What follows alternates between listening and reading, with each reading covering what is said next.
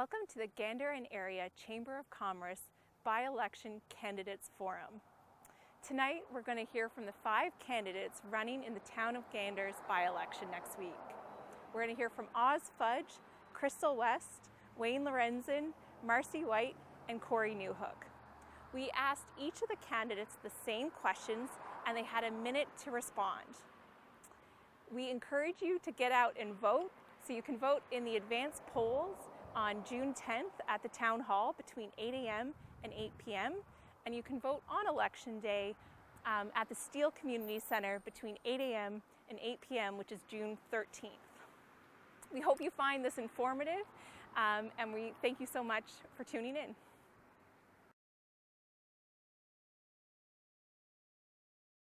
Why are you running for Gander Town Council, and what are your qualifications for this position?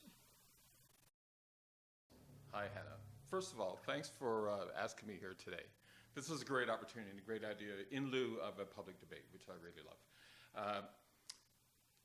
I love Gander. I've grown up in Gander. This is my town, and I've always been a volunteer, and the best way to volunteer and give your time in a valuable way to this town is through town council.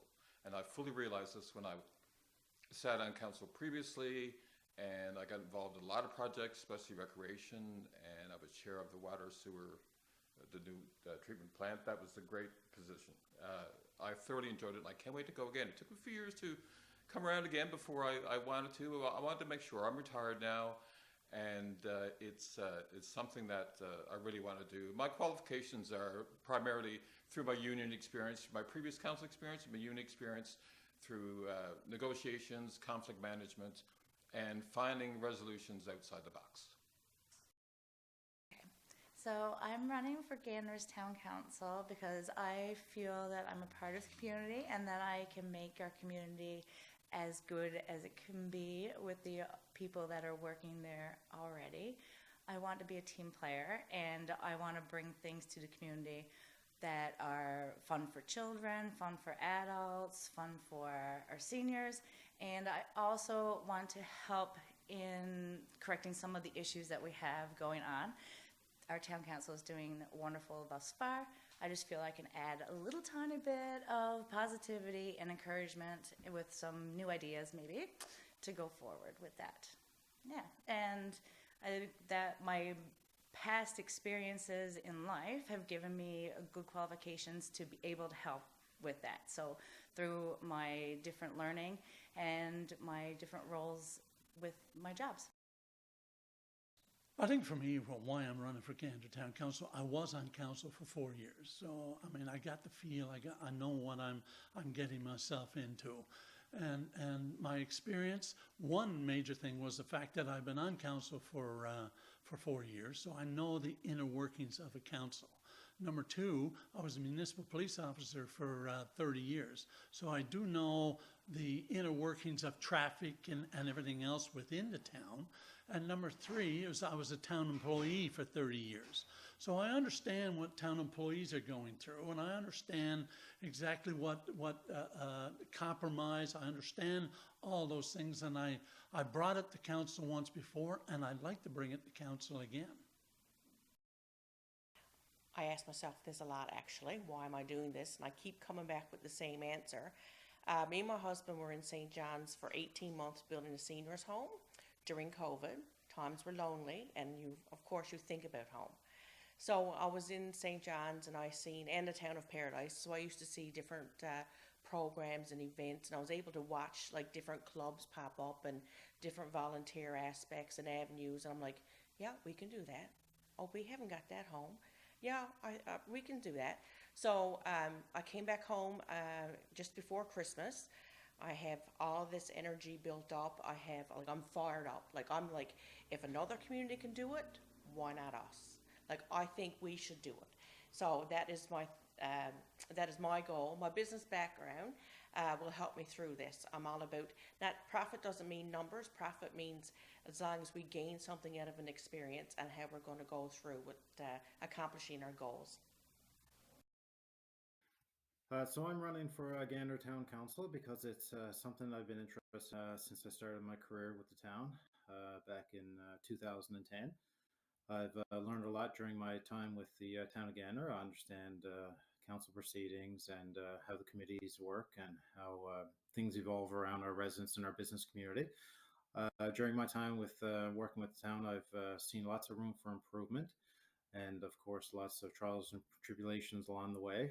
And I feel that my experience as a supervisor with the Town of Gander is well suited to represent the residents and the business community as one of their leaders of the council.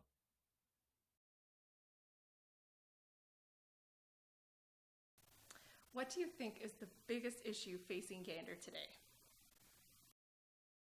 So right now, I think that Gander has a few issues. We have a lot of good positive things coming up in the future. But right now, obviously, the housing issues are a really big problem for anybody that is a senior, low income, and now even middle class individuals are having issues with housing.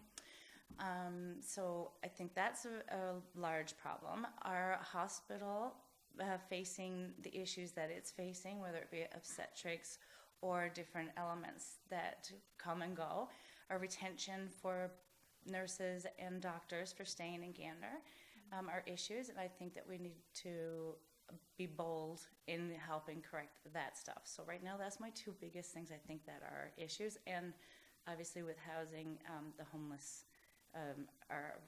is growing, so we need to look at that.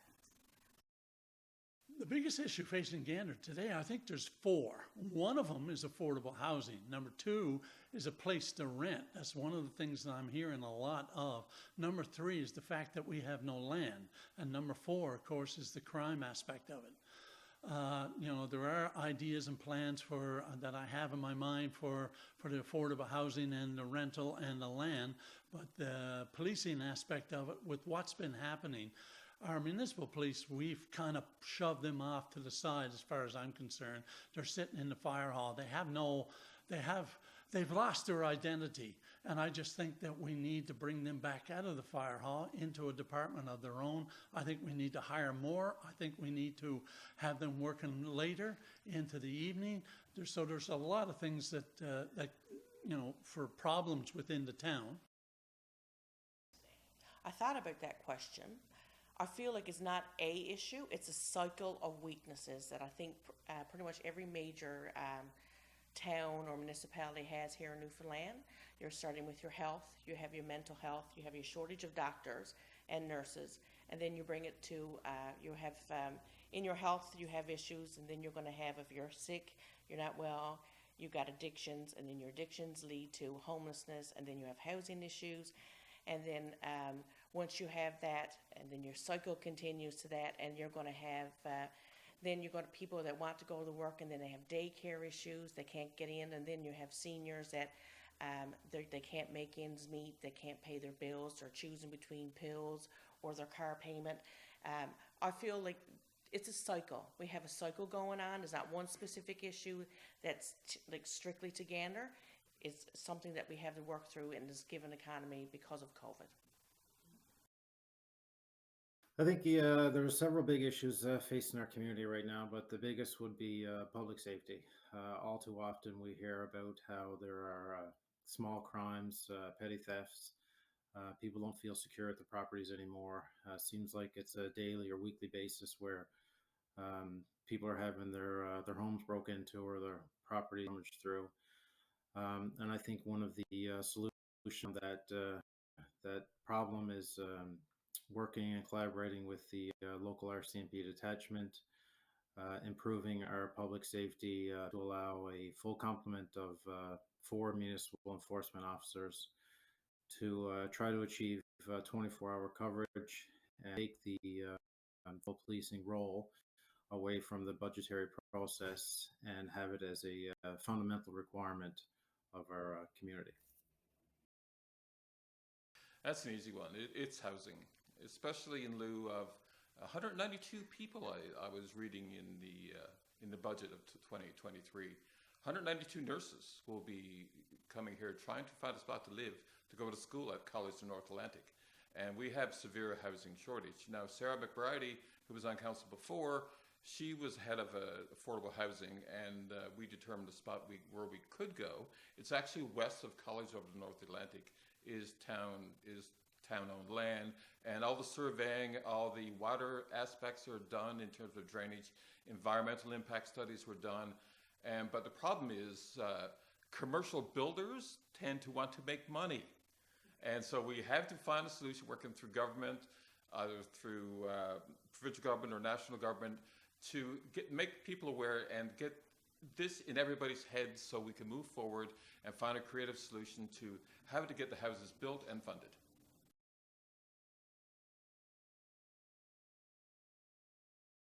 What steps does the Town of Gander need to take to address the need for affordable housing?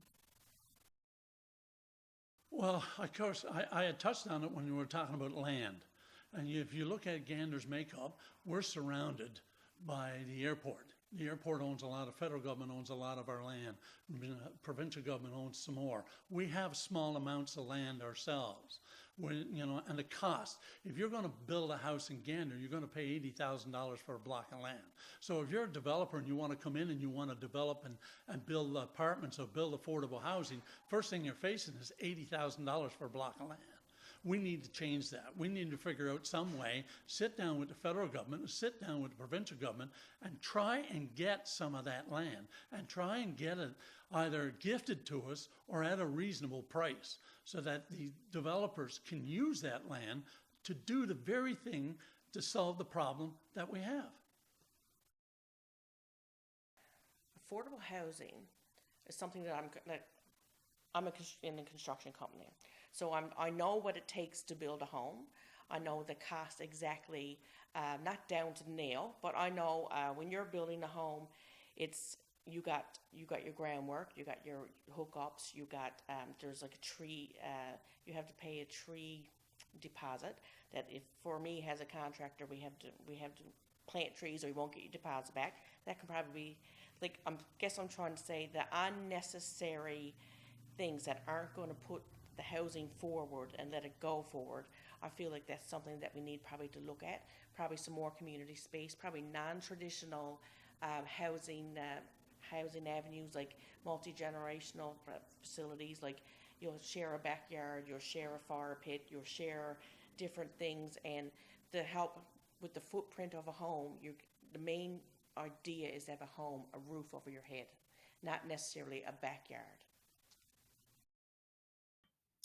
So some of the steps that the town needs to take to address affordable housing are one, availing of land that's not expensive to develop, looking at all the possible options in our community, working with the local developers to try to mitigate costs in developing the land. Some of those costs related to permitting fees and the cost of having to build a home outside of the labor.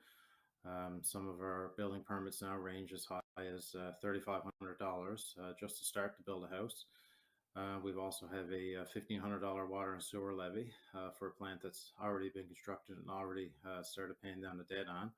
We need to remove some of these fees and actually make the build homes affordable. And then, of course, we need to collaborate with government agencies and different departments to be able to come up with programs and ways to make housing developments affordable to the residents. Kind of touched on it just then.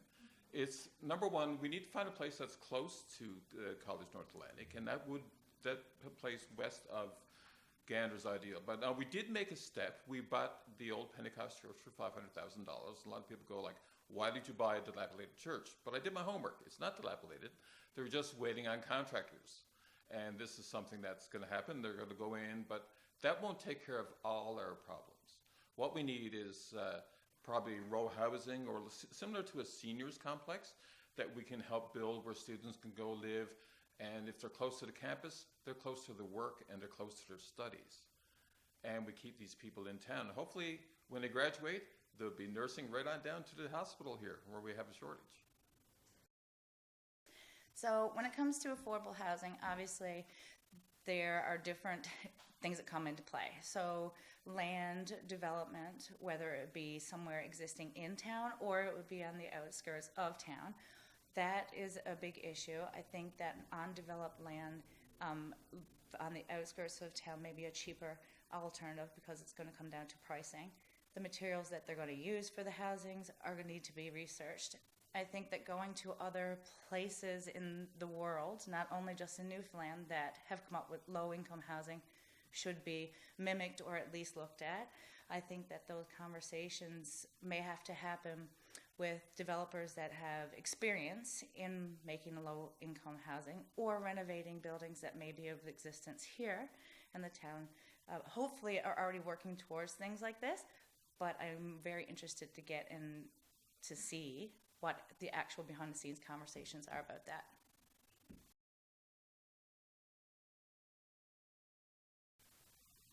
What is Council's role in fostering positive economic growth, and how can the town better support the business community?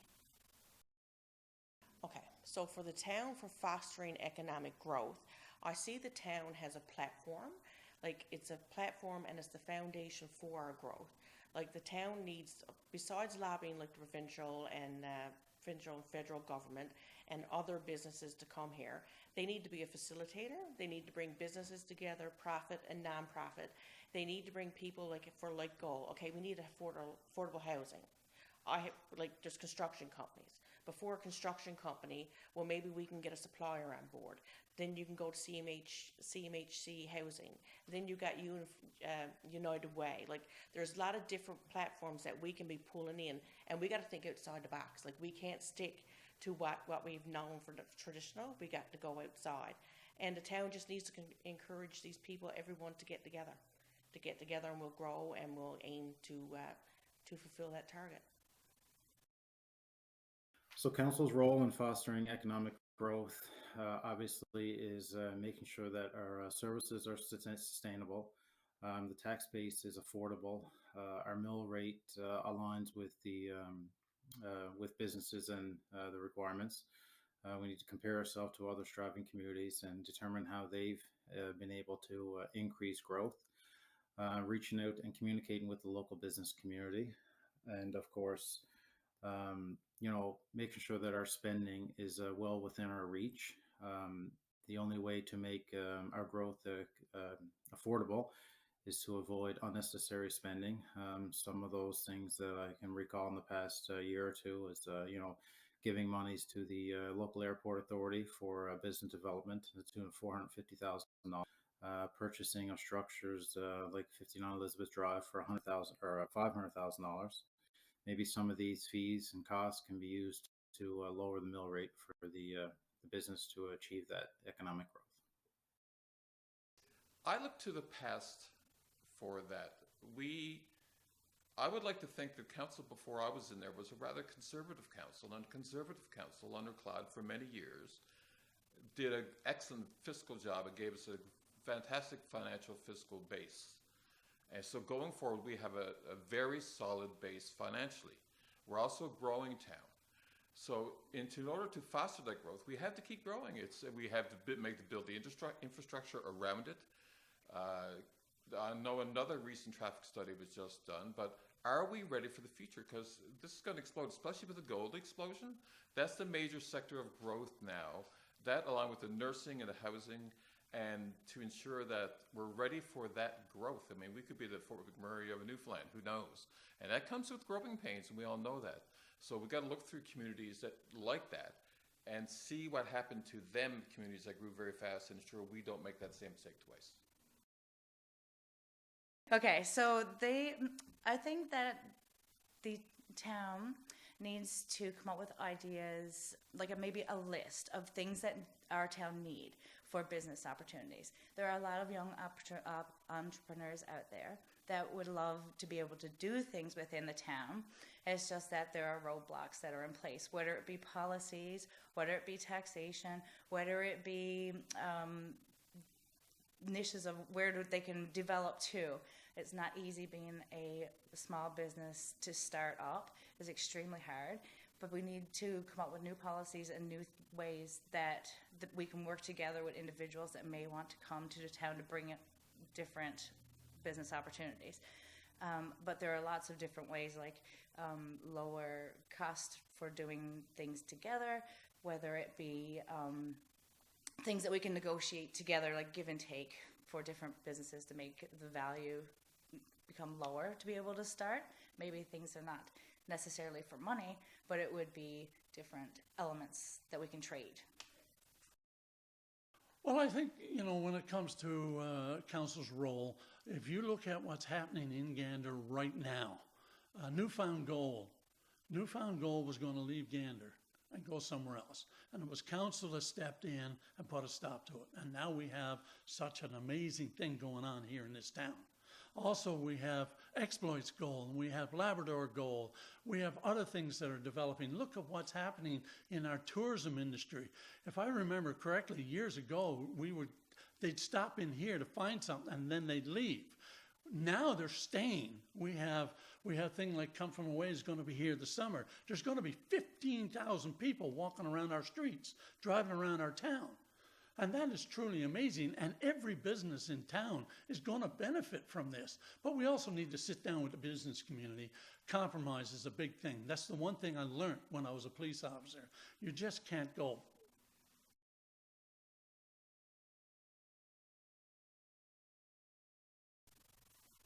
What is your favorite memory in Gander?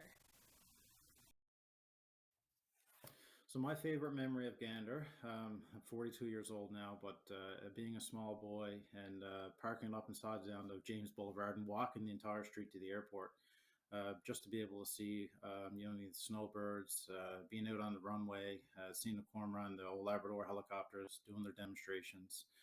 Back then as a boy, it was they were a lot bigger looking than what they are today. But it was to be able to celebrate why the town of Gander was created and why where we are today, and to celebrate the Festival of Flight and to be able to see that flight and having festivities and food stands and all sorts of little fun activities for the children and for the adults to enjoy, bringing the entire community and surrounding communities together. Geez, I can recall thousands and thousands of people lining the streets up at the airport and around the runways. It was absolutely amazing. I think we should try to get that back again. I love this question. It's great. My favorite memory, I remember walking by the old Gander Gardens, and I remember seeing a tail of an aircraft peeking above the trees, looking towards the McCurdy building. McCurdy building wasn't there then. My father and I were out walking, and I said to Dad, what's that? I was about 7, I think, or 6. And he said, that's a Boeing 747. So we got aboard a car, we went up to the airport, and this is gonna freak you out. We walked right onto the ramp. There was no fence. Walked right onto the ramp where the Boeing 747, and I couldn't believe the massive size of that aircraft. So, right then, I think maybe, if not before, then I was hooked on aviation completely. And what better town to live in aviation? I've served on the NAM board. I still kind of involuntarily volunteer there, volunteer and help out once or twice a year. And I just love everything airplanes. I taught at GFT and I was around airplanes and pilots all the time, so it was great. So that's my favorite memory, Gander. So I have a lot of memories from Gander. I'm not originally from Gander, but of course, just like it is today, a lot of the outskirts communities come to Gander.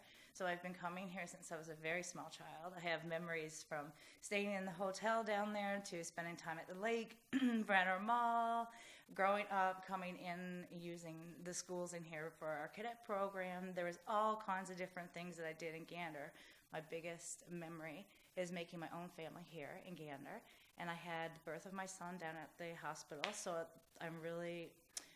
I'm one of those that had an opportunity to use obstetrics down here in a positive manner. I had my family close by. I was in the community. It took me minutes to get to the hospital, and I only had minutes. So it was very, very important for me to have the hospital right there. So again, my family and the birth of my son was definitely my most favorite, but there's many little nooks and crannies of Gander that I appreciate very much. My favorite memory of Gander, I have so many. I really do, because I spent a lot of time, again, I was 30 years with municipal police, and I was 30 years I was involved in this town. I'm from Gander. I like to consider myself from Gander. So I've had pies thrown in my face, and I've been in the dunk tank, and I've became part of the Biggest Loser. I've done all the things and had fun doing it. It was so great to meet everybody. It was so great to do the things that I was doing and watch this town grow. So one memory, I haven't got one. I got hundreds. And I'll tell you one thing that I really like is that sometimes I'm over town and someone will walk up to me, and it was someone that I coached in basketball 20 years ago, and they're married with kids that are going up through the system now, and they say, you know, I remember when. And of course my STFD ticket too, I remember that, and the look on the parent's face when the kid came home with it. You know, because that's, how do you, with the job that I had and the things that I did, how do you name one thing?